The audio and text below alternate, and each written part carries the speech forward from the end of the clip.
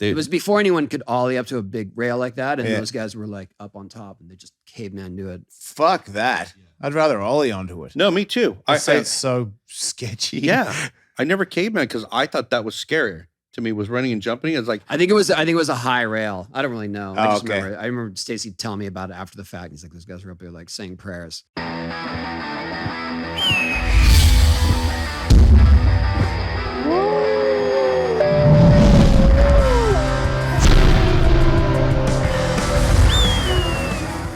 Hello, hello. What's up?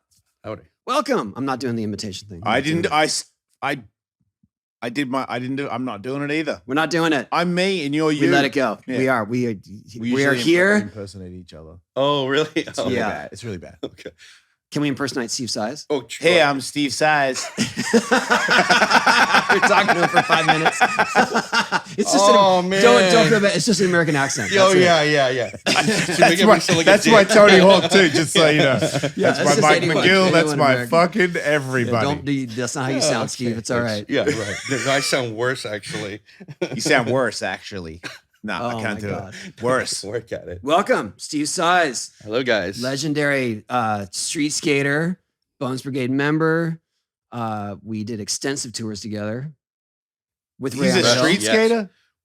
I would say you were Kinda. labeled as a street skater. No, I was He a did- street guy. I Yeah. know, but Yeah. he did 5 some vert, right? Yeah. Oh, we're getting to that. Jeez. Sorry, Come on. I'm just trying. I feel like you're kind of insulting him straight off the bat. No, Like, I you're an He was all-terrain he had one vehicle. of the OG street models. Yeah, I was proud to be one of the original street guys. The thing is, there was a PAL ad when street was just happening. Street Brigade. And I think it was like Thebo, Valley, maybe Pear and Adrian and me. It was this black and white ad. Well, okay. It was in Thrasher. Yeah, it was I just like like, how Pear and Adrian yeah. were like on the outskirts of that, but okay. Pear was definitely in it. I don't know if Adrian was in it though, but yeah, Street Brigade. Wasn't Pear in charge? Like he was the adult on our tours. Yeah. Remember that? So on Bones Brigade tours, you would go and you'd have the crew, whatever that crew was for those 4 or 5 weeks. Yeah. And then another crew would come in. So no matter what we did, and Steve and I were together a lot, no matter what we did, inevitably people would want to see who wasn't there. Like, where's Cab? Oh, Where's Mike? Yeah. Oh, he's on the next part of it. But then there was someone assigned to be the adult. And it was usually the Always the freestyler. freestyler. It was Got always the What is freestyler. that's Kevin my Harris. that was the question. What is the deal with freestylers being so organized? Is it because the fans were less hyped on them? How did how did they become so grounded? Were they grounded from the start? Because obviously when they got older, it seemed like they just ran the industry. I was like, wait a minute. What? I'm like, wait, do you all own the industry? How did you do that? Yeah. Were they together back then? Well, no. See, they had more time because they weren't signing autographs and they weren't partying with everybody. They didn't get invited, so they had all this extra time. I thought I was an asshole. He just breaks it down. Wow. Okay. That's why don't. No, I'm just There's kidding. one Don way to Pear. say it. Yeah. They're the last ones laughing. They went to the bank. I you know? really feel like the They did fame. own the industry. Yes. Yeah, they did. Rocco. Pierre Andre. Pear was your guy, and with Pear. with Pal too. Kevin Harris. Mm-hmm. Don Yep. Brown. Mm-hmm. Oh, yeah. Yeah, All those guys. I'm talking to Kevin Harris right now. There's some skate toy that I worked on a long time ago that's kind of coming back up. So I might be working with him on this. Oh, sick. Stuff. So yeah, it's pretty funny. So I know Kevin was in charge of one of the crews. Yeah, I think we would. The funny So you just had But the funny thing freestylers. but the funny thing about our tours, Pear was supposed to be in charge. Pear was the first one to be at the party. Yeah. So he wasn't. I mean, he's Swedish, and you Oh, don't know yeah, it, you're but right. he's probably going to hate if he ever hears this. But he's probably going to hate me exposing him this way. But the first year that I went on tour, I graduated high school '87. I go on tour with you guys. Oh, finally, Stacey's all. You can't tour until that, right? So I get dropped off by my mom, LAX, midnight to go to South Beach, Florida. But I'm hooking up with this before I did the tour with you and Tommy. We switched up, but I hooked up with Adrian and Mike Valley and Pear Willender. I get dropped off there and I meet Pear and I'm going like, oh my God, is this summer camp? And Pear's like meeting my mom, very cordial. He's like, hey, Miss Saiz. This is me and Pear imitating Pear. Hey, Miss Saiz, very good to see you. We're very happy Steve's here. And so and I'm sitting there going like, he's my guardian. Yeah. This is going to suck. Yeah. This is not what I thought at all. And then he's like, I mean, from what I remember, it's like my mom's driving away. and he's almost got his hand on my shoulder, like waving at my mom, and he's like looking at her going, "Hey, Saiz, do you like the party?" And I go, it's so Bad News Bears. yeah. And he's like, I go, "What do you mean?" He's like, "Well, Adrian and Mike don't really go out, and I got tons of hookups with Swatch and the girls and partying and all this stuff. Like, I just need to know somebody's going to go with me to these things." And I'm like, "Oh, I don't know what I'm in for right now." And then it was I like fun. how the idea that I don't even know if I'm into partying yet. Yeah, I was so I'm naive into back skating. then. Yeah, and it wasn't until then, and it was really cool being with Adrian and Mike and Pear that part. We did go out, but then it jumped up a couple notches when we switched those two guys out for Tommy Guerrero and Tony Hawk. Right. And then it was on. That was a lot of fun. Those are fun tours. that was fun. That was But I do have really, really fond memories of touring with you and Ray. those are the funnest. Yeah. Because I feel like any time that I toured Vanderhill was with you. I think probably. Yeah, and all through Europe and all through the We go US. to Europe tips. What would you say your connection is with Steve and Ray that was different with the other people on the team? Because you I really think did that- become friends. It was kind of like, I guess it's kind of like how flight attendants tend to sort of gravitate to it, and they all end up getting on the same shifts because, like, oh, I'm friends with her. Do you know what I mean? Like, Yeah. it's the same groups, and so for us, it was like, well, we're all down. We all share same sense of humor and value system and stuff, and so it was like, all right, you guys are all in together as much as possible. Yeah. And it was super fun. I mean, Europe was crazy. Because it was like I skated. I came down here, and you were good enough to always let us hang out. Drove your dad crazy, but but we basically stayed at his house all the time. We'd go skate, go surf, go eat, make beers, barbecue at night, whatever. But it was the same thing all the time. So that's how we became like hanging out. And then if you hang out with Ray, I don't know how you knew Ray back when, right? No, well. Oh God, he was honestly, everybody says it. He was the most amazing guy ever. Like, he was so funny, so witty. I just wanted to be him. He was the coolest guy. When I got on Powell and I started skating Del Mar, and he was there, and him hanging out with Stacey and stuff, I go like, oh man, Powell is just super cool. That's just, man, it just, everybody was rad. The best team too at the time. So I feel like when I was on the Bones Brigade, the adjusting to who hangs out with who, I remember thinking, they were like, "Do you want to be in a room with Steve Caballero?" And I was like, "Fuck yeah, I do. Oh my God, no way. I'm going to be in the same room as Steve Caballero." And then within like 2 hours, I was like, "Get me the fuck out of here." He was like, "It would be better, Jason." I'm like, "Yeah, I get it. Everything I do is wrong. I know, but I like wrong." Like, I like wrong. That's the title of your next book. Yeah. I like wrong. Yeah, that's going to If sell it's as what well as you're the good last at. one. What's Yeah, that? If it's what you're I'm good, good at wrong. I am. That was the hardest. That was why it's so hard to quit, because that was the only thing I was good at. Doing it wrong. I shined so bright when it was time to do it incorrectly. Step aside. You guys want to do it wrong? Watch this guy. That reminds me, because we always had to share a room on those tours. Yeah. So I was with Tommy when we were on that one, but with Ray, I was with Ray, and you were with Todd Hastings. Yeah, it was awesome. Say no more. No, I love Todd. He's homie, but Todd was I love Steve Caballero. We're cool. Yeah, but he was a gnarly pothead, and there was this And one you time, weren't? No, not at all. Not at all. Yeah, I wasn't smoking out at all. I mean, I occasionally did, but not like he was getting on up. it. He's A waking couple bake. times. Yeah. Okay. A couple times in the at night he would wake up. I remember we were in Sweden one time, and we went out, we partied it up, we got back, and our rooms were really small. It was kind of like in a boat, and we're sitting. It was kind of like Bunk beds. Bunk bed style. And then I was up top, and then all of a sudden, in the middle of the night, here's and there's pounding, and then all of a sudden, I go, what's going on? And Todd opens the door, and I see this old Swedish couple. They're like, in horror, because Todd's sitting there like sweaty and naked. And I just see his ass and them. And I'm going, oh. And he's like, and he goes, and they're like, ah. He slams the door and he's pounding. And I'm like, and he's trying to get to the bathroom. I know exactly what you're talking about. Yeah, yes. What do you mean you know what he's talking about? Because I remember that did this? night. No, I just remember that night because it was so chaotic for us. We were in You know what I'm talking about, right? Yep, I know where you're Okay, going. so we were in Gothenburg, maybe? Yeah, maybe that sounds familiar. What's Gothenburg? Where's that? In Where they filmed Sweden. Okay, Batman? good. I'm back. No, sorry. And Might have I'm been. gonna get punished for my I would have lack gone of with it. Yeah. geography knowledge. But pretty sure we were in Gothenburg. We had a day off the next day. Yep. And we had to drive to Stockholm. And right after our demo finishes in the nighttime.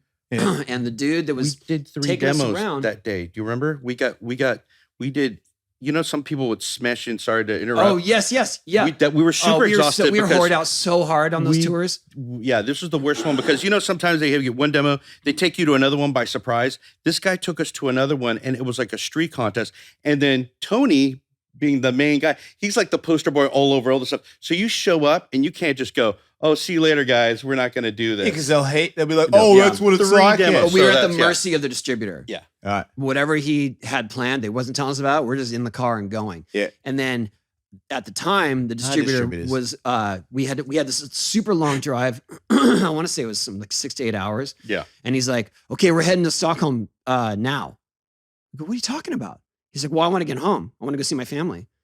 And we're like, "Dude, we have a day off tomorrow. Like, let us just rest here and sleep in once." And he's like, "No, we're going. We're driving." I'm like, "We're driving right now?" And 5 of us Yeah. in a sedan. How many hours is it to Stockholm?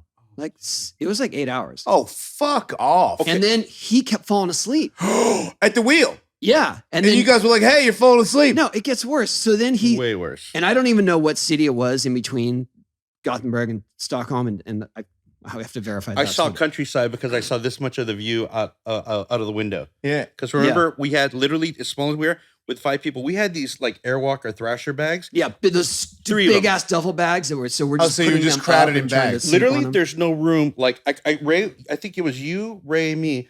I had to go back like this to lean over to see Ray, and he saw Tony over there. I saw this guy's head. He was like kind of outside the window because there was bags packed over everything. And then Todd was in the passenger seat. Yeah, because he was bigger. And so then he calls ahead to some dude that lives in a town that's kind of a couple hours outside of Stockholm because Yeah. he's not going to make it. He knows he's not going to make it. Right. So, before cell phones, he pulls over, calls this dude. This dude's like, "Yeah, I guess come here." A house. A dude's house for We the bonus slept brigade. in his garage. All of you. Yeah. Yes. Oh, yeah. Do you think that now a team that is at your caliber gets in a distributor's van, can they get those guys to get back in the van to go to Stockholm? Or do you think that these days So pros would be so like, this goes "No." on. So think. and I'm not going to throw anyone under the bus here, but so we wake up with this dude, and then we're like, "Can we go to Stockholm now?" I guess now that like our day is ruined, whatever. So we go to Stockholm. We've only slept like a couple hours. Yeah. Go to Yeah. Stockholm, and then we all fall asleep in the middle of the day because we haven't slept at all. We Right. did 3 demos the day before, Yeah. and that's when Todd. That's when we all were out of our minds. That's right. And That's so why that's why Todd woke up in the middle of the night freaked because he's like didn't know what time it was. He Yeah. was freaking out, and we all had the same. Like we were all just holed up in our rooms for 24 hours after that, and then out. Mm-hmm. the dude said that we were like basically that we were just all complaining. Like we were bitching about the drive and whatever. And Yeah. so then every time we got in a car, they're like, is this car okay for you guys? I was like, oh my God. It was he's doing literally. that. I want to draw or Why don't something. you even throw that dude's name out? Jagen I forget what- Stagenstein? Fuck that guy. Who's pair who did when we went to Stockholm? Per Hocknick took care of us, but Yeah, he had That's who we were going in to go right, see. but he had was the guy heard that before we him. were basically Yeah. he had heard we were prima donnas coming in because of the night before, and I was Yeah. like, you don't understand what was going on. Yeah. Yeah. You broke We it were down. at the mercy of this dude because he wanted to get home. Yeah. And he couldn't do it. He couldn't And make he it. couldn't get home. Yeah. Yeah, so I have one picture of us getting out of that little car with our bags, no way. and it's everybody's like this, like just dead. yeah, You got your blonde long hair, and Ray's were just like, "Oh, dude, this just sucks." And I remember the funniest thing. Here's where I love Ray, and it's one of my fondest memories of Ray. So we're sitting there, and we're beyond just belligerently just exhausted, and we're trying to go to bed. But then I'm sleeping next to Ray, which is basically sleeping bags on this guy's fun garage floor, whatever. We're trying to go to sleep. We're totally exhausted. Ray keeps just joking and clowning, and it's like we're in summer camp. And then I remember you getting pissed, and you're like, "Fucking shut up! You guys shut up!" And he was, and I can't imagine I did that. Really? You got pissed, and Todd was even pissed, and he didn't get pissed. And you go like, and he's Ray's the one capping all the jokes, and then Tony gets a pillow and he hucks it at me. Shut up, Saiz! Woo, boom! And I'm like, "Oh, dude, blame Ray. He won't shut up." Yeah, I think that was it. I wanted to deflect. I didn't want to blame Ray for anything. Yeah. It was like, it's still your fault. Yeah, totally my fault. We all had a reverence for Ray. That's true. I mean, like he said, I wanted to be him. Me too. Like he just had a way of moving through the world where everything was cool, and he was funny as hell. And then we were just smart, like, dude, witty. How does he do that? Yeah, it was fun. I mean, but so. Yeah. Hey guys, Jason Ellis, Hawk versus Wolf, talking to you about LMNT tasty electrolyte drink mixed with everything you need and nothing that you don't. It means a lot of salt with no sugar. It contains a science-based backed electrolyte ratio, 1,000 milligrams sodium, 200 milligrams potassium, 60 milligrams magnesium, with none of the junk, no sugar, no coloring, no artificial ingredients, no gluten, no filters, no BS. LMNT is formulated to help anyone with their electrolyte needs and is perfectly suited for folks following the keto, low carb, or paleo diet. Electrolyte deficiency or imbalance can cause headaches, cramps, fatigue, and just weakness. When you sweat, your primary electrolyte, the primary electrolyte lost is sodium. And you can lose up to 7 grams per day. Man, I lose way more than that for sure. When sodium isn't replaced, it's common to experience muscle cramp and fatigue. I have been using it. I definitely am I am the sweatiest person I know. I don't know anybody who can beat me in the sweat game. So it's very important to me in my day. And I have recently switched to the LMNT, and it's it works a little better. I don't have to drink as much on the ramp as I usually do to not feel cotton mouthed. So it does really work. So check out LMNT, and I'm sure you guys will love it. And when they're offering a free LMNT sample pack, that's 8 single servings, excuse me, packets, completely free. Just cover the cost of shipping, so it's $5 for US customers. Get your drink at drinklmnt, LMNT.com/Hawkwolf. This deal is not available on their regular website, so you must go to drinklmnt.com/Hawkwolf. Try today, risk-free. If you don't like it, share it with a salty friend and we'll give you your money back. No questions asked. You have nothing to lose. When we went to New York, because that was my first time in the city, in Manhattan. Oh, you too? Oh. Yeah, yours too, right? Yeah, I think it was all of us. Yeah. And so we went with the sole intention of going to CBGB's to buy shirts because we couldn't spend the night in New York. So Wow, what a bunch of kooks. Total. But we I couldn't can't wait to get the CBGB shirt and then go back to California and be like, I was there, you guys. Yeah. Oh, yeah. I think It's so gnarly to know how cool you were. Two of my most prized and how lame possessions, that is. Yeah. Two of my most prized possessions from those tours was my CBGB shirt and my Graceland shirt. Oh, that's pretty cool. Yeah. Rad. Why do I shit on CBGB? It wasn't, we would have gone to a show. In fact, I want to say we saw who was playing that night, but we were on a PAL tour. We were just, there was no days off. Right. So we only took that drive as our opportunity to go in the city, and then we had to go straight to Connecticut or whatever. What was the amount of demos? Was it one a day or? It was at least one a day. Yeah. And it was Sometimes usually two. a demo and a signing Signings took even longer. in different areas too. Yeah. And sometimes we'd have to shut off a sign. That was the worst. Yeah. We would have to cut short a signing to get to the next place. And people were like, serious right now? Mainly angry at you, I would assume. Oh, yeah, too. yeah. Yeah, the head of the clan is, because I've heard it being an Australian demo where he's leaving because it's getting too crazy. Yeah. And then I hear the crowd, oh, what the fuck? Yeah. You're Johnny Organ. And I'm like, it's been 2 hours. Like, you see him slowly start to disappear into the crowd, fucker? Like, try to imagine you're in his shoes for 1 second. But Yeah. I've definitely been outside looking in and going, oh man, the crowd is harsh Yeah, when it but comes to that. Crowds that you're talking about are different than these crowds. Like it's hard to. Those were just like all a frenzy, and the ones we did were like they would line them up. But this And is a so- ridiculous line, though. A We're ridiculous talking- line, So sure. there was a mall. There was one time they brought us in because at the time, and skateboarding's getting that way again now, but at that time, globally, skateboarding was huge. Like it was the late 80s into the 90s, but skateboarding was huge. There were so many people just getting into it. Like we're still, I mean, that's why even I have a reissue board today because so many people were into it back then, that really meant something. It meant a lot to all of us, the music and skating and everything. The scene was so cool. And it was just such a new thing. And street was coming into it. So you had all these people like Stacey and Craig Stesick were telling me when I first got on, they're like, hey, the street skating is going to be bigger than vert. And I'm like, I was at Oceanside contest, my first contest. I'm like, no way, bigger than Christian's Airs, Tony's Inverts, Cab's Foot. No, I was like, and sure enough, no, everybody was able to do it.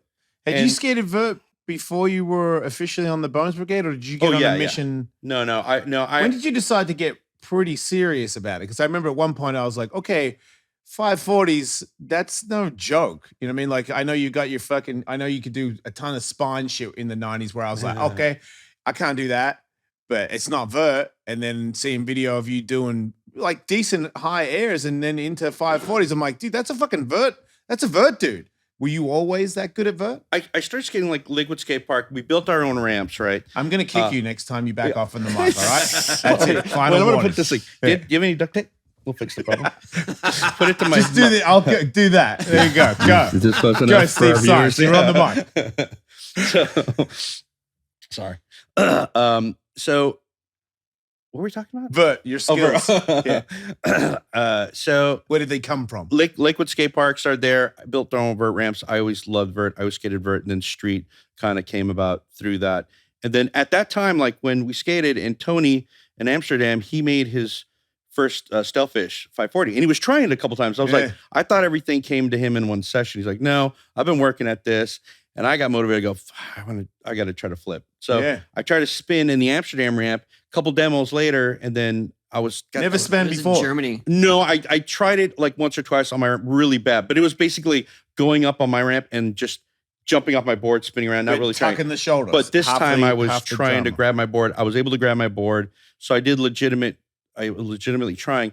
And then we skated this Munster demo that was really big, but I was sick. I had a fever that day, like 101. I was miserable. I go, you guys keep skating. I got to bail. I did the street thing a little bit.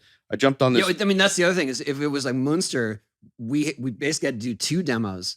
Yeah, that was probably street and the vert. Oh yeah, that's another thing. Yeah, so every demo was actually 2 demos. Yeah, and then a signing. It was was ruthless, but I think it was also and I'm not trying to speak for you, but we were all just expected to do everything. Yeah. So you had to be an ATV. And so when Ray and I would jump on the vert ramp, Steve would just come through. Right. Yeah. And I just remember we were skating that demo and I go, I'm out and I'm just going to try another 540. I tried a 540 and I landed it or I put my feet on it. And then I go, oh my God, that's close. I can't wait till next time. And then Tony goes like, oh, I think you can make it. And then when the vert pro of the world goes, oh, I think you could do it. I'm like, I'm not stopping now. Yeah. And I got up and then it was just the perfect thing. I had like a mini me moment of Tony Hawk's 900. Like it was a big demo. It was thousands of people. But people could tell that you had never done it. Right. Yeah. The crowd, maybe someone even announced that. So they were with you in it. Yeah. They were like kind of pulling me for me to make it. I was like, okay, cool.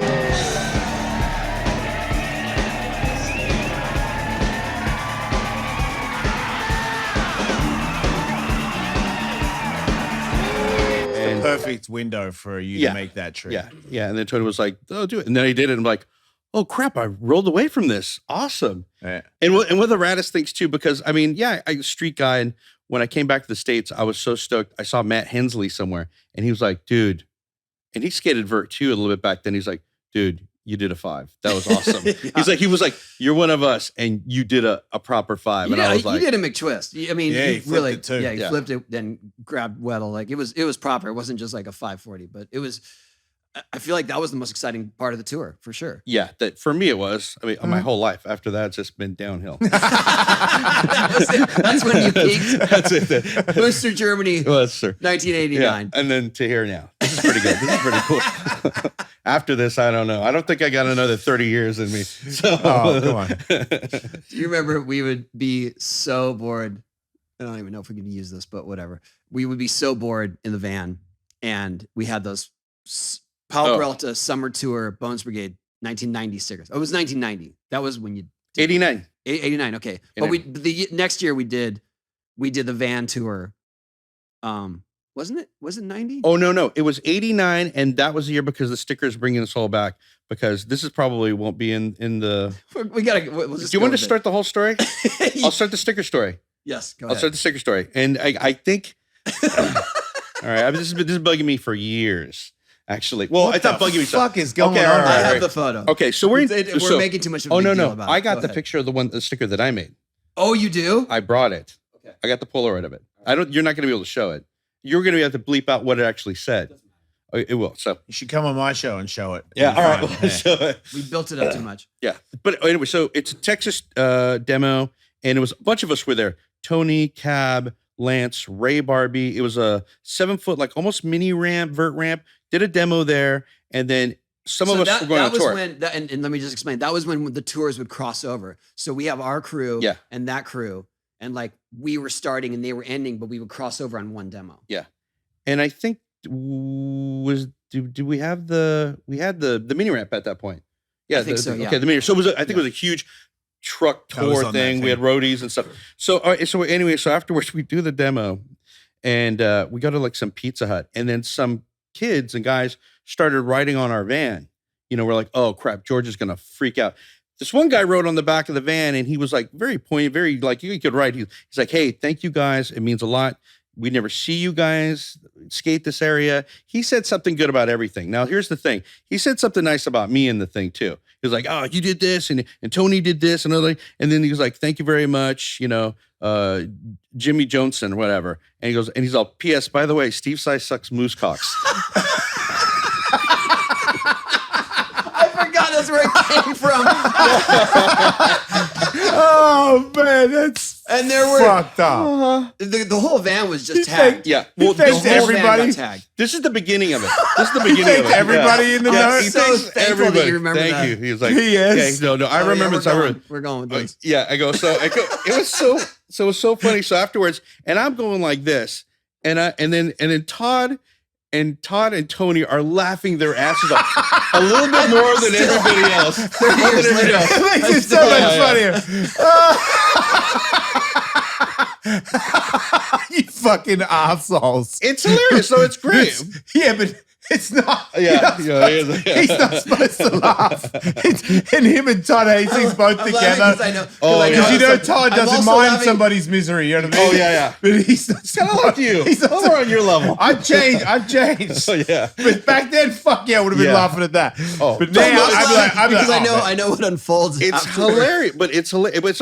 And it didn't bum me out. I go, it's funny. I immediately. It didn't bum you out. No, I thought it was funny. The whole thing, and he's all, and by the way, and I think it was rad because I think Underhill read it to me, and he's all like, and by the way, and then these two are laughing their asses They're already off, laughing. and I go, oh, all right, one of those fucking assholes. They're the ones that wrote the part. They got a green pin and they wrote it. And I go, it's either Todd or Tony that did it. I go, they won't admit to it, but they did it. I'm pretty sure it must have been Todd Hastings that wrote it. Yeah, Wait. all right. You sure I did it? Okay. Wait, so it wasn't a fan? No, it was a fan. It was Okay. a fan. There was a fan, fan, and fan that someone wrote. added the PS. Yeah, it was. But it looked legit. It was. 'Cause That shit Okay. is funny. Because Todd must be Oh, a genius, and he's done some things where he really worked me. But Todd's a genius because it was. I remember this. It was written in a green pen, and at the bottom was written in a green pen. And Todd's all, "Oh no! See, it's written in a green pen. It must be the guy." I go, Yeah. "No, it must be you that Yeah. asked the guy for the pen." And that's what it was. doth So, protest too much. so that started. So we're already on the road, and we're just bored, and I think we're on the East Coast at this point. And then Ray starts cutting up our tour stickers, and he starts cutting up the letters and making other things, saying how much he wrote a whole thing which is he wrote like a paragraph just cut out stickers of his experience on the tour, but mostly in jest. Okay. And it was like, oh, there's just one more signing today, and hey, how long is the drive? Oh, sure it is. And it was like, hey, are those the same girls we saw yesterday? And it was just all this stuff, and it was like, and by the end of it was like, send me home, I'm tired. Okay, in stickers.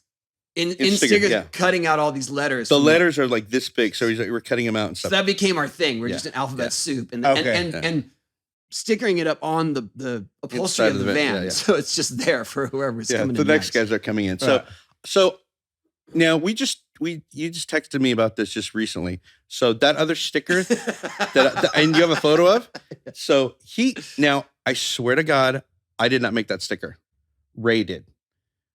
And no way. I don't believe you. Okay, you don't? Okay, Rich Cook, I think he said he was going to show up later. Rich Cook said he talked to Ray one time, and Ray's laughing his ass off because when you did it, you're like, oh, dude, whatever. And it was like, I go, no, I didn't do it. You're like, Saiz, I know you totally did it. I go, no, I didn't. Ray's behind the thing, laughing his ass off. I go, Ray did it. He goes, Ray did not do it. He's still in denial. Ray didn't do it. I go, I didn't do it. And then if you look at the sticker that I did, but it's so funny. The sticker that Ray said is, you can bleep this out, I guess. The sticker that Ray wrote was if Ray did it, he made it look exactly like the sticker. Yeah. So it has the same shape and the lettering and stuff. Yeah. It says Tony Hawk sucks moose cock world tour 89. Wow, that's a crazy tour, Tony. It's so awesome. We're not talking about skating at all. It's just like these are the stories. So there was a sticker that said that. I got a photo of it. Yeah. That's just, no one printed another one, just one? No, I just showed it to some people, but I didn't dare send it to anybody. Right. Just go, you got to see this. I go, it'll probably be out soon. Oh my God, I'm back. I'm 19 again. I'm in the van. That's awesome. I like that sticker. Yeah. I'm gonna have that as a skateboard graphic. So I was just waiting for the next guys to come on tour, and they go, Tony Hawk says moose cocks. Oh, interesting. You screw on tour. Those guys were on one. So many of those stickers that we covered the entire van with them. Oh, that's right. Remember that? Yeah. So we had all those. We just had thousands of them. So Because- we were just like, and because all the dumb graffiti people wrote, we're just like, this is lame. So we just Yeah. we stick it in. Did a demo, came back to the van, they're all Gone. taken off. Yeah. I think you even said that. Go, let's put them on.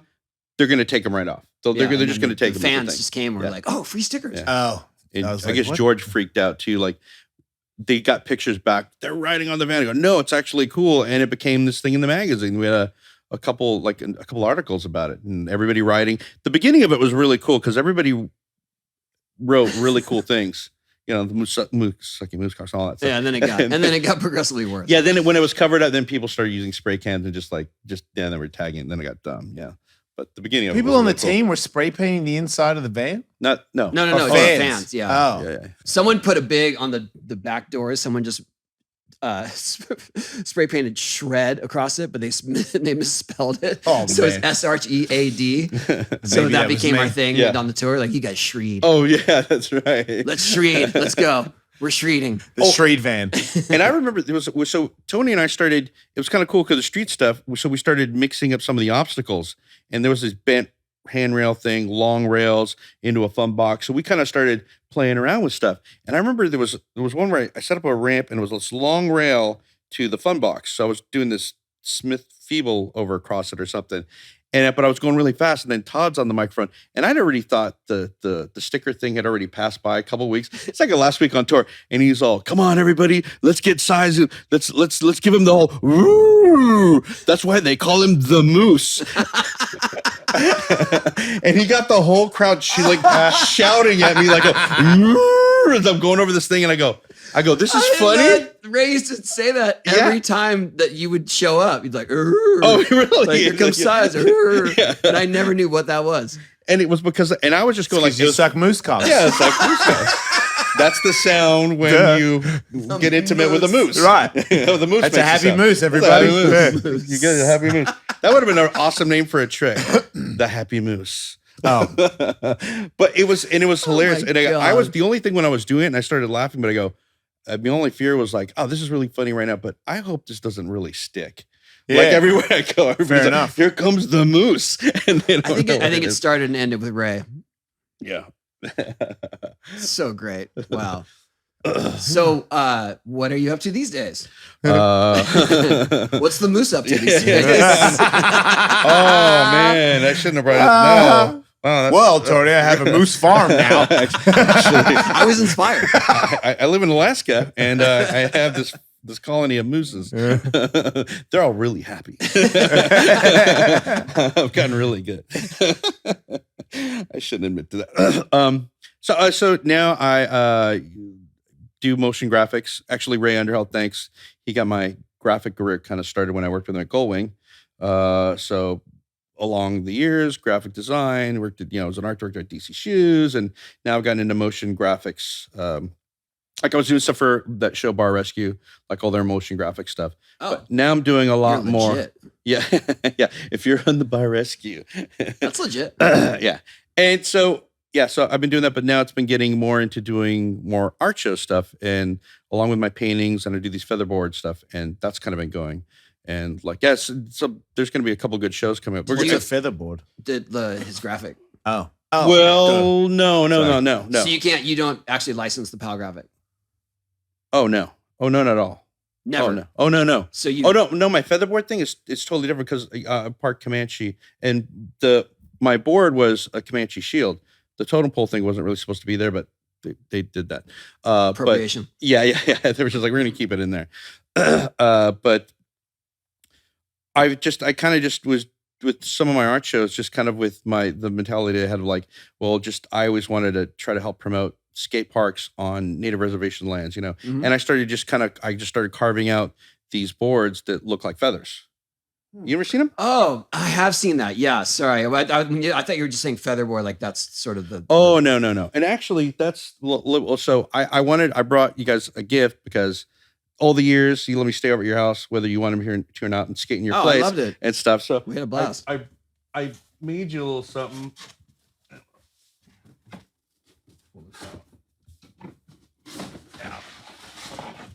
Oh my shit. God. Dude, are you serious right now? Yeah. That's amazing. So Fuck. So you want to thank the people at PAL because How the that's fuck actually do you your do that? 1989 PAL board, one of the reissues, and that's carved out of it. So that's actually a PAL board. Dude, thank you. That's wild. Look So- at that. Man, that is fucking cool. Yeah. So when you do the featherboards, are they all from existing decks? Yeah. Oh, yeah. Some of them you like. I want Man. to thank Chris Pastrid with Stereo. They always give me boards, and then Paul Schmidt and Jose Dude, that at is Schmidt because wild. they always give me boards. So I do all these like featherboards along other things, along with drawings. How long does it take you to do something like that? It takes a couple weeks, kind of, because it's carving, cutting, and because that's all like hand dremeled out. That's So amazing, Steve. this Thank you. was a little gnarlier because it was a logo. Yeah, with So, the yeah. detail Yeah, too. yeah. But But- Such a good idea. Jason, I didn't want to leave you out, so What? I got you a scented candle. Best. I love scented candles. Yeah. Oh, you Hey. motherfucker. Boom. No way. That's pretty Really? Yeah. Wow. Cool. So that's kind of the more of the regular Oh, ones I made. sorry. No, like I said, I just thought you were referring to your graphic Yeah. on the original. Yeah. This shit is sick. Yeah. So do you cool. do Man, such do a- you do custom ones where people Fuck will yeah, dude. ask for Yeah. It's kind of funny. Some people I've done a couple recently that it's actually the Sean Cliver looking graphic. Yeah. Mhm. Like that. But Thanks, you, man. No. I don't have much art in my house. I've only just started to like actually do that for the first time in my life because I never got around to that when I was like, I don't. It's all posters. Well, it's nothing. Yeah. And now I've got a couple. I did for my 50th birthday. Tony let me use the ramp and then invited a bunch of legends, and I did doubles with Christian Osoy. Oh yeah, I saw that. Yeah. So awesome. I got that framed in my house because sick. usually I wouldn't have me skating in my house, but now because Palms. I'm a hole, I'm like, oh, that totally goes up on the wall. You Yeah. can ask me about it. But like, Yeah. yeah, that's me right there. Yeah. Not when I was younger. I'd be like, fuck no, not gonna do that. This is awesome. Yeah, This is gonna so- make me look cool. My house is gonna look all And fancy. he also gave me this painting of me doing an invert that you painted. that is Yeah. amazing. And I think it's kinda a too big for us to bring in here, but I think it's a Oh, Grand shit, Britain photo. too. Grand I Britain think photo, it's- I think it's of me on a plexiglass ramp in like 84, 85 maybe. Yeah.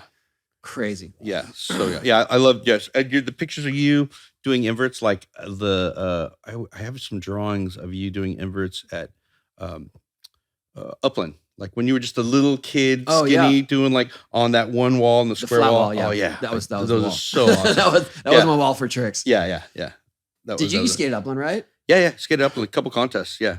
So it's so wow. funny. Yeah, I started skating there, and then we started kind of getting, we're doing airs out in 3-4 foot, and Neil showed me how to do beam plants. I did one in the corner, try to imitate him, and he's like, "You did one there." So we started skating, and some of my friends and I started progressing, and then we started getting really hurt because that place was like The it was gnarliest. the worst. I was talking to Miller about this, like, so the walls were like super slippery, right? Yeah. But then when you get to the bottom, they acid washed it so much, so it was at the perfect spot to where you couldn't just run and jump out of it. It was already grabbing your pads into the Yeah. rough part, and then it would just rip your pads off. Yeah. Like it was just so gnarly. And then I just started really getting hurt there. It's like it's used to you pay to I never play that. skated it, but I do have places in Australia that had that kind of a surface, just judging on the stories of Upland, where I was like, if you knee slide, you're fucked.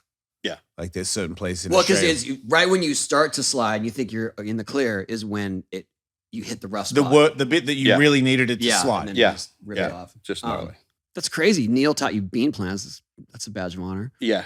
It was rad because our place at my friend's ramp, I had a ramp, and then we had one around the block, and then it was like perfect. Was it like 20 feet wide, maybe 8 feet high, right at 8 feet, like perfect transition, Mhm. built so well, little channel. So our locals were, because Eddie Ratty was the guy down the street. He was Mhm. our first Long pro. Beach? Yeah, Long Yep. Beach. He was down the street. So he was our local, along with Neil would come over all the time. So he was our local, and I knew To your him- house. my buddy's house, right around the block. Okay. So he was, and I knew how he was, but then we were getting more into skating, realized how much of a legend he was. And then with his art and everything else, and we're like, oh man, and it was just so rad to have him like, oh, well, here's how you do an invert over the channel, or here's how you do beam plan, or here's how you do whatever. The coolest guy. And we were trying to go, like, because Eddie stalled inverts really good too. So we go, let's see how long you can stall an invert. And I swear it's hard to think about it now, but I remember one time he went up and we stalled an invert and we counted, and we like 1 Mississippi, 2 Mississippi. He did 10 Mississippi, stalled an invert for that long. He's Neil? just standing there. Neil, yeah. And he's sitting there talking while he's doing it. It's like, I bet. I don't know, this doesn't feel good. I don't know. Oh and he's my rocking God. back and forth, and then he goes back in. And it just like, oh my God. And his inverts were just like, he was like 7 feet tall. Yeah. Yeah, he was good at it. Front side, backside, every hand plan, he did the Yeah. perfect one. Yeah. We had this discussion with Adrian, but how he invented the ho-ho without having Yeah. actually done it. I was there at Del Mar when I think he did the first one. Well, he never actually did it to eggplant. He tried it. He tried it, right. Yeah. But that's what I'm saying. Like he created it, he Yeah. created the idea Yeah. and the name. Yeah. And but that was so Neil to just sort of put that into the world. Like, well, Yeah. someone can do it, go do it. And then Yeah. someone did. Yeah. But everyone gives credit to him. Yeah, I was there, and he was at the other end of the bowl, and I was talking to, because I thought Jeff Kendall was there, but Jeff said he wasn't there. So he goes up, goes to the other side of the ramp, stalls, and brings the board way up. He walks away from the bowl a little bit, With and then he both walks feet? back With both hands? Both hands, yeah. Yeah. Walks away a little bit, the little concrete slab on the other side, and he kind of walks back, and he's like, well, what do I do now? And somebody yelled at like eggplant. And I go, to me, I would think you would come back the same way. No, not Neil. He comes in, he tries to fall in and tries to reach over to grab his board eggplant, but didn't try it again. That was just it. And we're sitting there. So wild. And the next time I saw him was Kendall doing one on some Hey, Sacto Kendall street. could do it too. Yeah, but I saw him do it on street, not on vert. I saw him like he went to street contest and he did this ho-ho plant around this thing. And I go, oh shit. I go, he got that from Neil and is doing it in the street now. That's the first time I saw it. It's pretty sick. I thought it was just an idea he had. I didn't know he was actually actively trying it What? at Del Mar. I'm Neil. Oh, yeah. Yeah. You saw it. He did it. He walked away and he came back and he tried to grab eggs. Why do I feel like Yeah. ho-ho is harder in a pool with curved face than a vert ramp? Because like That's as all you we come had, back, though. It didn't. You're just used to it, So huh? yeah, I mean that was it. We had round walls. That I'm was such a vert guy. I'm like, wait, you had to get used to vert? I don't understand. I remember I used to try them.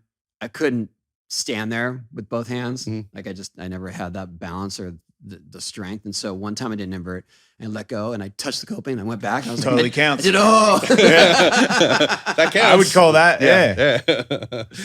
I did a hoe. I did a hoe. It was half of it. not I the try. full thing. As soon as I let go of my board and try to straighten my legs, it would just fall off my feet. Like I couldn't get my brain Yeah. to understand to keep Oh.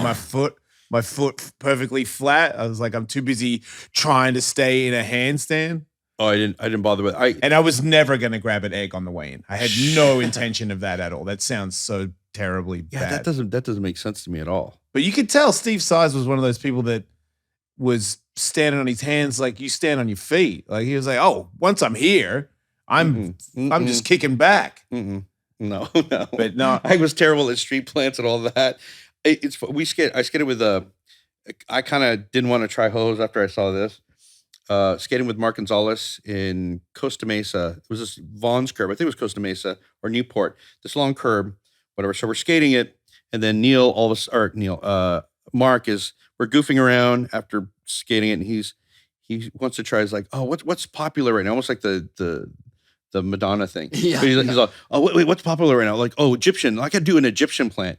So he goes up to do like a ho-ho, and he tries to get down in like a position where his legs and stuff are bent like this, and he's kind of doing it, but he's like, almost like a gymnast, and he's getting in his position, and then all of a sudden the board goes, falls off his feet and just chops his hand, almost takes his fingers off. And then we're like, oh my God. And we're like, holy crap, that's cut down to the bone. And this other thing's he's almost going to lose the end of his finger. So we're driving around in my bus and trying to find an ER. And then we get there and the Mark is super like, I'm not having no shots, no medication, no aspirin, no nothing. They go, no, we have to do that in order to, take care of your hand. So we're there for like 40 minutes. They finally get him he gets shot up a little bit and they go, your friend wants to talk to you. And talking to Mark when he was already like, the influence was like, really, it was awesome. That's a crazy story. Yeah. We didn't even get into your street skating. I mean, you were doing rails and stuff like way before anything was going on. Didn't you and I and maybe Eric Sanderson or Chet, that was it. Chet Thomas, yeah. We did a LA street thing. Yeah, that's right. Yeah, and that's right, because there was that one rail that we skated. I remember you went across the street and skated this one steep rail. I was like, I'm not touching that one. On Wilshire. Yeah. And you're like, it was a church. Yeah, was it a church? Yeah. Mm-hmm. Okay, and you're like, oh, I'm gonna go do that. I'm like, really? Chet and I are going like, holy shit! And it was like 14 stair handrail or whatever. I was like, and it was really steep, big. I was like, oh, that was insane. And there was the one rail across the street. I don't remember it's always I forget the name of it. It's on Wilshire. It's like always in Baker videos, super famous rail, both sides of the building. But I just remember going to these spots the first time we skated. There was no markings of anything. Like no one had ever skated this. Like I remember looking at it. I slid that one. And there was one thing where you ollied and I board slid it. Oh, yeah. Yep. Yeah, I remember that. That was huge. Yeah.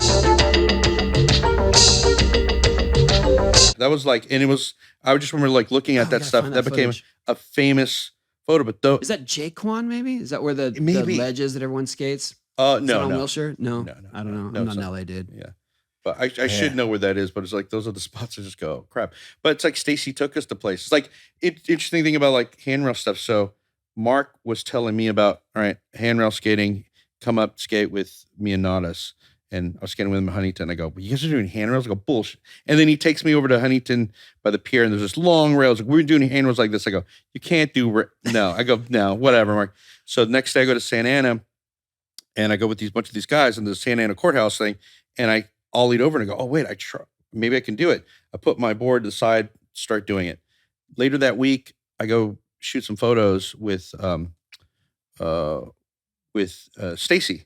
And then we're going and go, hey, Stace, for me to ask him anything, we're like, dude, can we go and maybe shoot these photos of this handrail thing? And he's like, what is it? I was explaining to him, he was like, you can't do that. He was like, no. He's like, oh, really? All right, do it right here. And it's with the La Salle high school, and there was a Bank of America there with a rail. Like Rudy and like Gabriel and those guys skated the hell out of it. But it was this little 5-star handrail, but it was a real small little jibby thing. It wasn't even as comfortable as the other one, which is like just perfect to do slides on. This one was just kind of crappy, but I did it, and Stacey's all crap, and he went and he immediately shot a sequence of it, and they did an ad in the back of Thrasher with it, and I was wondering, man, it's like, for me, I guess I just want to. Was that the first sequence of a handrail in a magazine?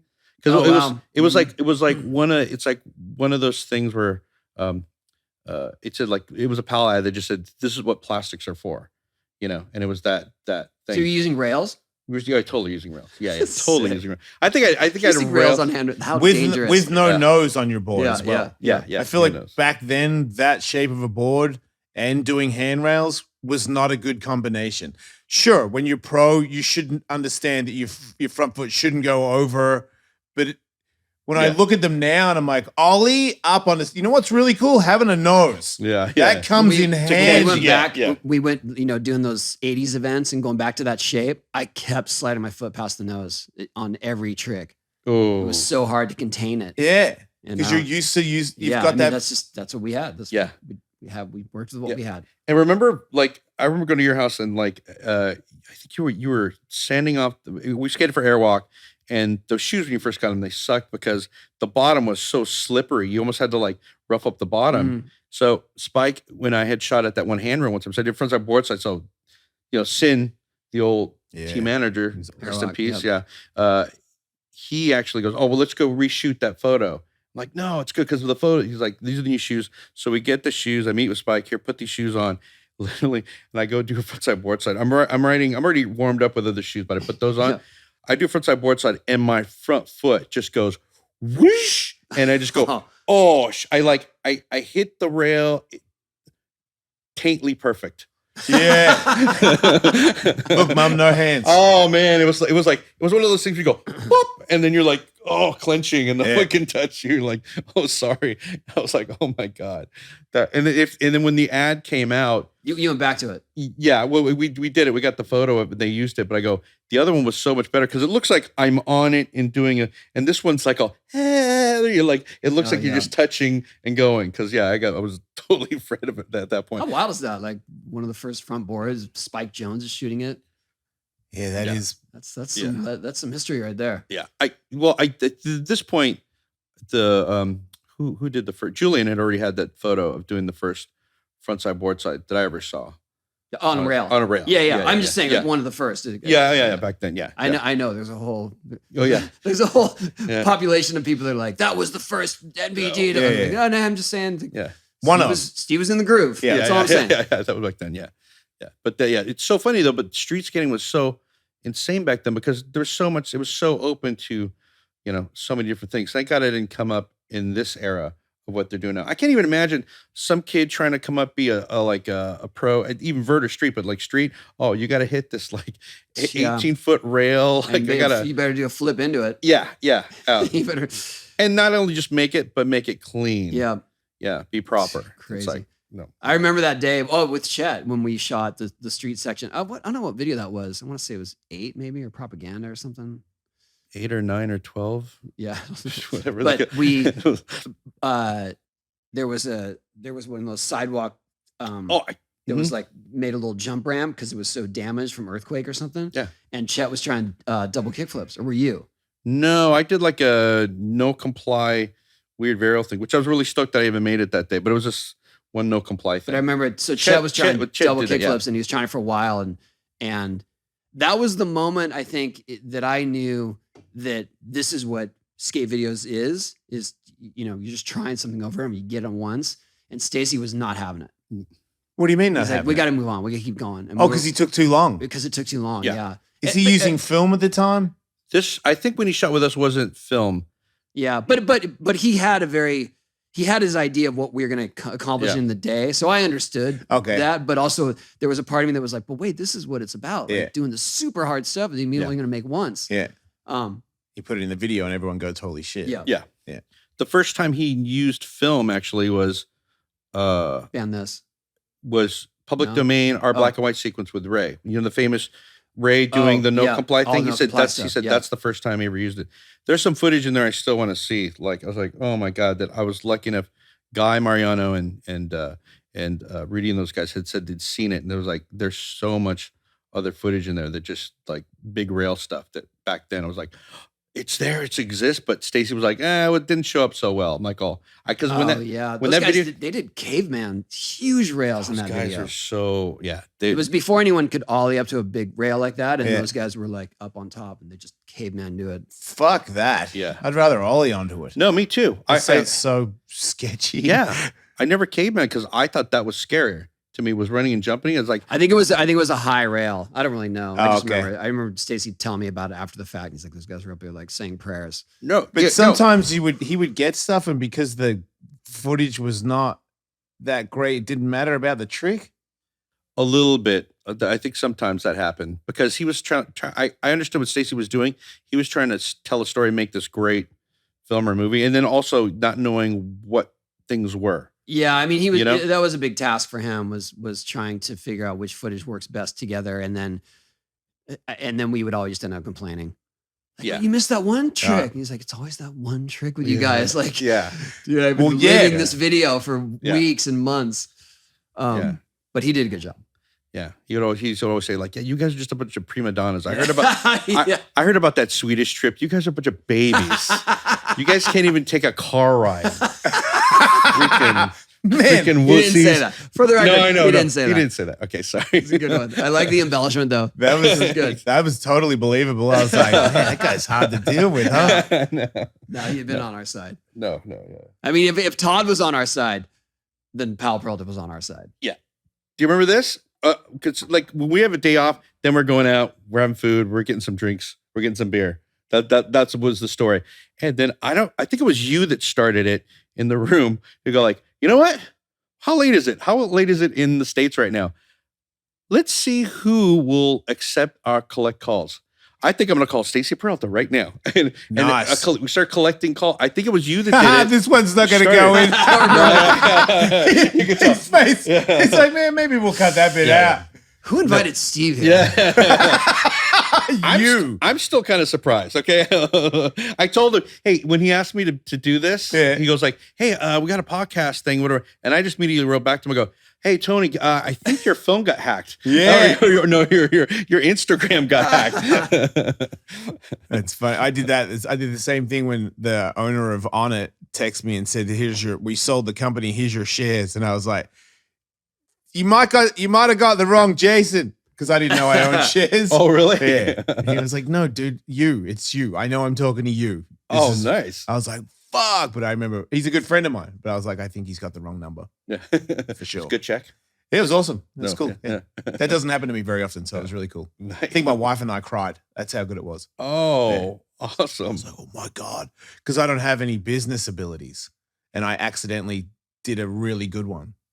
Remember how I was explaining earlier that I do everything wrong? Yeah. Now that one. Oh, you're done with that. Yeah. Okay. Sorry. So what Which could have been funnier. through the years, I mean, I know you're still heavily in the skate world, but how much were you skating through the years, like past those days? Oh, still a bunch. It turned more into vert skating in the street, like parks and stuff. Like started skating. We go skate the combi and vans at Orange all the time.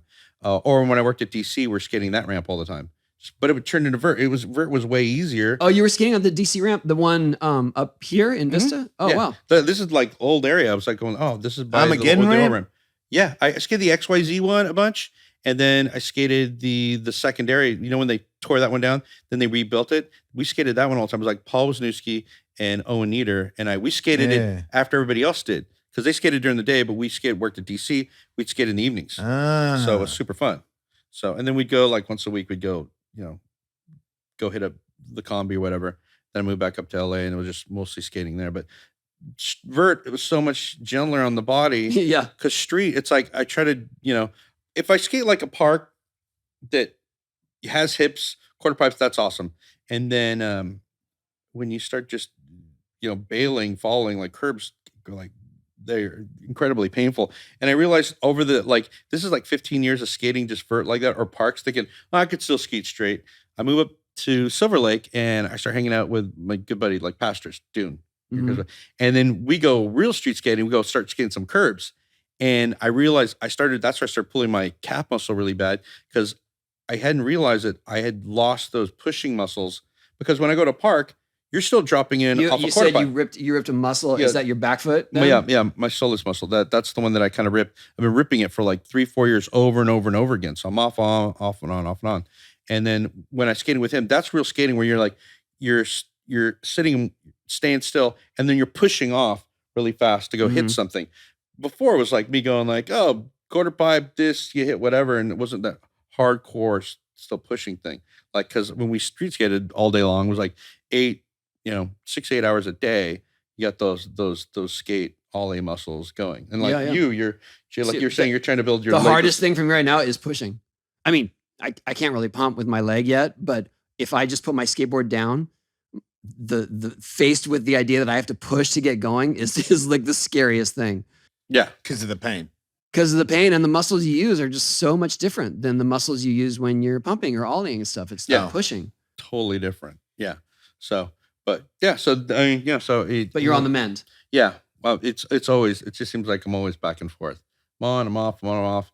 Like for years, I've been trying to enter like the combi contest, like trying for like 5 years, trying to like start skating it, got my lines down. The one in orange. The one in orange, yeah. And with skating that place, you can't just show up there to skate. You kind of have to put a little time in there. Oh, like yeah. Miller. No, I was driving up like 3 times a week when I started entering those. Yeah.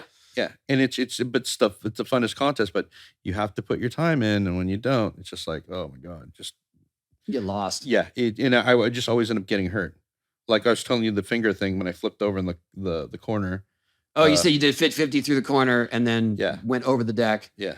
Like it was kind of like, like, cause I'm goofy foot. So you come over and Lincoln Waiter showed me this one.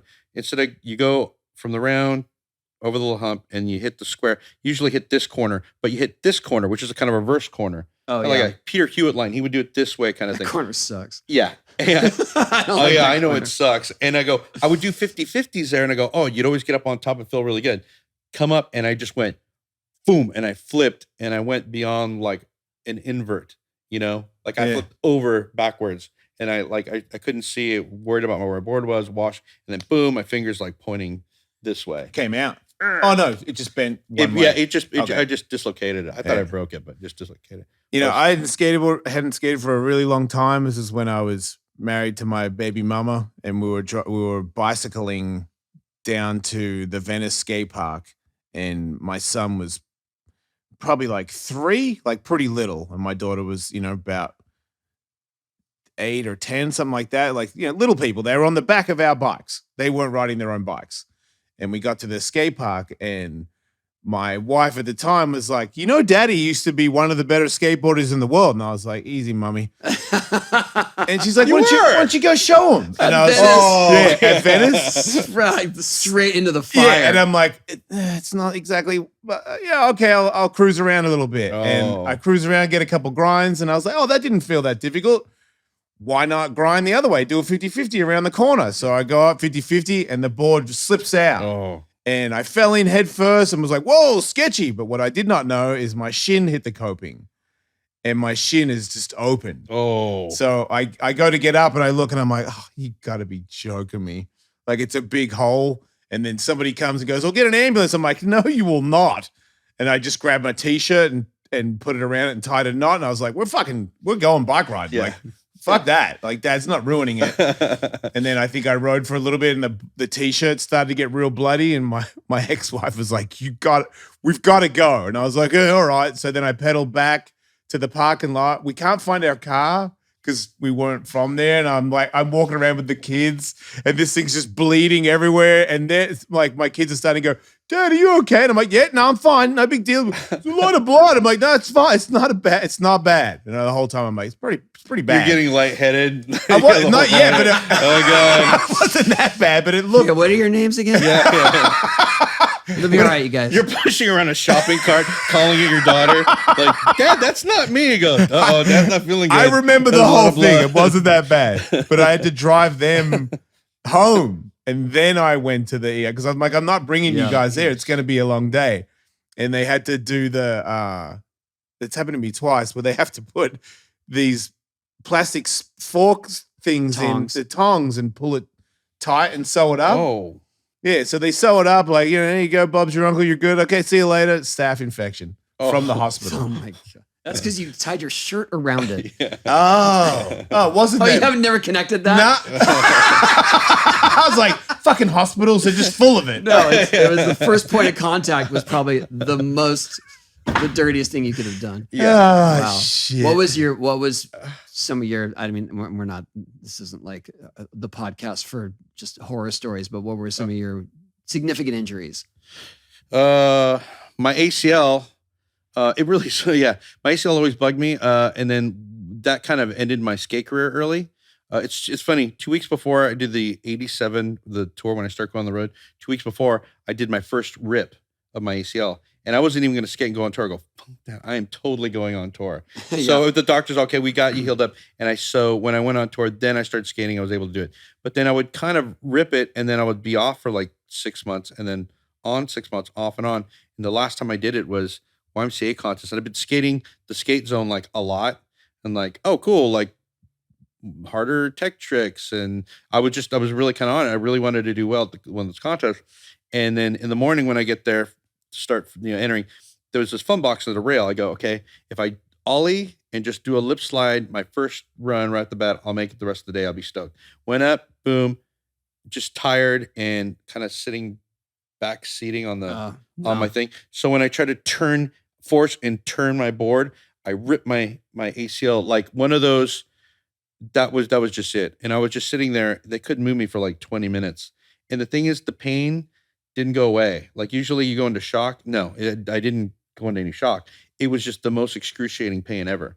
I was like, okay, cool. And then I then instead of going in there and having surgery on it, whatever, I didn't, and I just kept skating and just I was There off it for is. 8 months, and then on again. And then I get it. I feel like back then knee surgeries were for like the top 5 in the world, and the rest of us were like, "Do we really need to get surgery? Seems kind of serious." Yeah. Well, Like, also the you did recovery time was so long. It was that hard no to one was equate like, it. Dude, I'm not going to quit for 6 months. Right. Quit for Yeah. 6 months Yeah. or skate terribly for the rest of your life. It's Yeah. like, which one? Yeah. We got another Bones Brigade tour. What are you talking about? Right. That we get to skate 3 times a day. Yeah, which is great for a torn ACL. I can't wait to go back on that one. Because I remember you had something with your knee, I think, and then I tore cartilage. Yeah, and then Joe Johnson did the same thing, and that was a big thing for you guys to actually go, all right, I'm going to be off for, I don't know, 3 weeks or however long it took. Yeah, it was a couple months. But mine became so debilitating because I tore a piece of cartilage, and when I would bend my knee a certain degree, the tear would get caught under my patella, so my knee would not straighten again. Yeah. And then I learned this technique that I could kick it out to the side and release it. Yeah. But that started getting more and more prominent and worse. I had that on my ankle. But one time I skated. It was when they had that Hawaii. Did you get that Hawaii mini ramp contest? Yeah, that was my first pro contest. Okay. Yeah. Oh yeah, that one. Yeah. Okay. So that one I was practicing and I did something and I think I did in India. I want to say you did it. I think I remember this because we went together. We stayed in the islands. I think I have photos of that too. I think you said you did a Japan Air. Oh yeah, something, that's it. Yeah, and your knee locked up. Then in the my middle knee of locked Japan up in the Japan Air. Yeah, and I was frozen, just stuck there. Yeah. And I could not get it to release the rest of the weekend. So I skated with my knee still like it wasn't locked, but it was almost straight. And then straight to surgery when I got home because that was it. Like, there was no fixing it after that. But that was it because it was so it made me physically unable to skate, so I had to go do it. But exactly that. If it was an ACL and it was like, I feel like you guys paved the way because people that did that, like I was hanging out with Danny Way a lot, and he was always getting surgeries. And sure, he was way over the top compared to most people, but it did show me that go see a surgeon and get it fixed, and you'll be back. You know what I mean? I remember it was kind of. Because he was one of those people, he'd get it fixed and then he'd break it again. Yeah. So I almost was like, why would you fix it when you're going to break it again? You can't stop. But I was like, okay, he's him. Yeah. And he does Danny's that. not gonna stop. But what if I had a surgery and I didn't do Danny Way? I might just have my leg back, right? So I feel like he was one of the first people that made me commit to getting a surgery. But did you have surgery on eventually? Eventually, but this is after. I mean, I was already working at Going when I had it done. I was still skating, and I messed it up again, and that's when I had my ACL. But it was like ACL replacement. They took a tendon, they put it where the ligament used to be. It took me a year to get over it. And the gnarly thing about that is, at the time, I just saw a new specialist about it. The doctor, she worked for the Chargers. She had actually tightened the knee because I saw her videos of skating and knee sliding stuff. She goes, "Oh, you're going to rip that back out." So they made it tighter. I saw a new specialist a couple of years ago in LA. He's like, well, it was a little bit barbaric back then because you never want to tighten it super tight because you're making the knee and the joint arthritic. So it started getting arthritic on the inside. She goes like, yeah. You're a guinea pig. Yeah. So basically, yeah. And I was just trying to tell him like, this is how it goes and this is how it works. But like, just getting back to like, you were talking about Danny and how crazy, how he's pushing it for what you can do to your body and what surgeries to have. When I was working at DC, we did a story on him where he had these bands put in his leg that he had to have surgery done up in Canada. Matt Hoffman had these done. Oh yeah. The synthetic ligaments. Yeah. So he had those done, but he had to go there. Like we took pictures of it and we did a little story of it. And just he had all the cash sitting there and the bands they put in it. And Matt Hoffman's just like, yeah, it's cool because when you do it and you rip your leg again, you could just get new bands put in. Yeah, it's like he told me Matt has that part in his pocket. So when he does demos and he breaks it and he gets in the ambulance, he gives it to the doctor and goes, "Well, you're at it. Put that in there. Thanks." No way. Yeah, that's Matt. So there's those two are. Out of all the people I've met in my moto, all the crazy people I've met that are just like high testosterone psychopaths, there's two. Yeah. Everybody else is cool, but there's two. They're like the only two guys. Insane. Evil Knievel goes like, I don't know, guys. Maybe back off. Yeah, I never hung out with Evil Knievel, but he seemed like a guy that was up that alley. You and I are going more traditional routes, right? What? You and I are going more traditional routes. Wait, yeah. I'm trying to accelerate mine, but I'm not going that crazy. No. That's a fucking little bit to worry about too, dude. Yeah. I feel like I was my timeline has changed, so I'm not so gunning for. I wasn't going to say it, but I've had a joke with Colin lately that I call you Tony Way or Danny Hawk because he breaks his leg. He's like, "Oh, we're doing a demo," and I'm like, I mean, do you have to? We don't. Guess what? We don't have to anymore, but not because of that. I was right. So our event got canceled. It sucks, but what event? Some. What's that? Which event? We were doing a big event in Vegas. With a bunch of bands and just other problems, and so bummer we have to cancel. But there is a slight relief that I'm not working towards that exact date now. Right. But I'm still on target to do whatever I can. It works out. Because I wanted to skate in that demo, and I'm getting stem cells next week in Colombia. So I'll be a little puffy for a while when they heal. Yeah. And I was like, probably not a good idea to go for a 540 right after you got stem cells. That would be a Danny Way or a Tony Way, whatever. You two are fucking hanging out. There were no plans for 540s in Vegas. Let's put it that way. The plan was just to skate and whatever. If it felt good. He like, man, that backside felt good. Once you're back, Steve. Yeah. Oh, run it back with the McTwist. I would love to do that. I saw those ones you were trying. You got right close, there. but dude, it's no excuse. Why aren't you skating right now? No excuses. Fuck you, Steve. You're that close. I tell you my excuse. I'm scared. I put it down. I was like, yeah, maybe, but what if it's not? Yeah. Like how do I do on an over-rotated backside 540 at 50? I don't want to know. Yeah. I want to make it and be like, you get that? Okay, fuck that. Yeah. Like let's just do one and get out of here. Well, you've been doing all the like one and I'm out.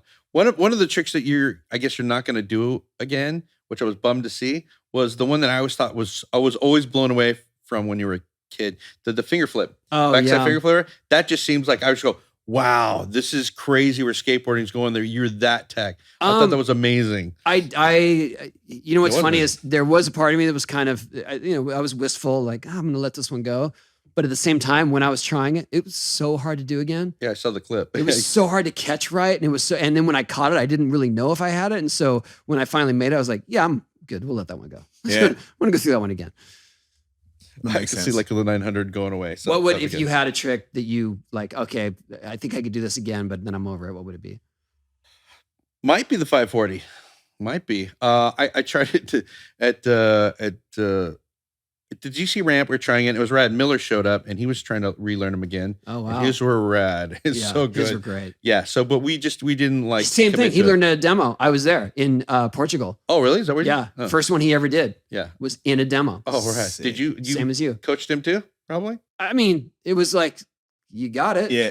What do Hey, you say? It's Chris Miller. But when Good, you Chris. say, Probably just make it. but when you say you got it, it does help everybody else. Yeah. Like I'm like, oh yeah, well then he would know. But also, you had the crowd behind you too. I mean, Yeah. it was- that the I time feel like is for up that and trick, that demo was with Ray. I've got pictures of me and Yeah. Ray and Chris Miller on the beach in Yeah. Portugal. It's crazy. Casual. That's right.